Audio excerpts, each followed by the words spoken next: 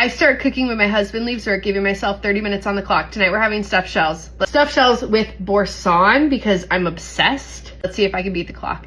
The reality is it's gonna take me 60 minutes. Ooh, shoot. Oops. This is 16 ounces of ricotta dropped in here. I'm going to add 1 entire wheel of Boursin because there's nothing better. I'm gonna add a little bit of cottage cheese just for some extra protein. And I think I just want a little bit more stuff. I'm using Anderson Erickson old-fashioned cottage cheese, which is a 4% milk fat. This mixed together, it's pretty good with the Boursin, but I think that we need just a little bit more. So the Kinder's buttery garlic and herb, and stir. Perfect. Let's head over and do our meat sauce and shells. I have a box of Barilla jumbo shells. I'm gonna drop these into some salted, needs to be salted, some salted boiling water.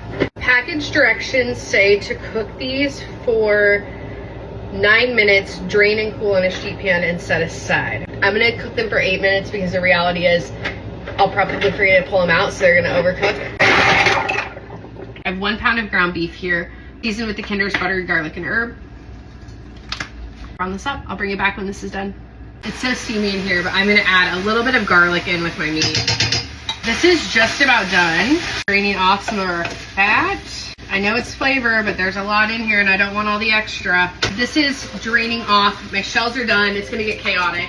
Shells. Drain these bad boys. We're just gonna drizzle a little olive oil over these so they don't stick together. Just gonna shake them up a little bit. Whoop. Let them just cool down for a little bit while we finish our meat sauce. I officially have 20 minutes to get this finished up.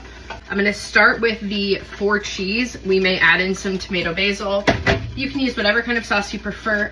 Ragu is pretty darn good in my opinion. Grew up a Prego girl, but recently tried Ragu again and it's not bad at all. It's pretty good jarred sauce. I should have saved some pasta water for this, but she's down the drain already. Just gonna grab some chicken broth. Shake, shake, shake, shake. Pour that in here, stir it up. I wanna warm this up just to help the process in the oven. Taste a little bit more salt. Sauce is nice and hot and bubbly. We're gonna put half of it down. Enough to cover the bottom. That's what we're after here. And now we're ready to build. Shells. Oh, forgot the shredded cheese. I gotta shred cheese real fast. Chaotic. The cheese shredder is on our way home from daycare, so I forgot to do this. Put this thing away before they get home because if our toddler sees the cheese shredder out and she didn't get to shred cheese, I will have to shred an entire another block tonight just for her.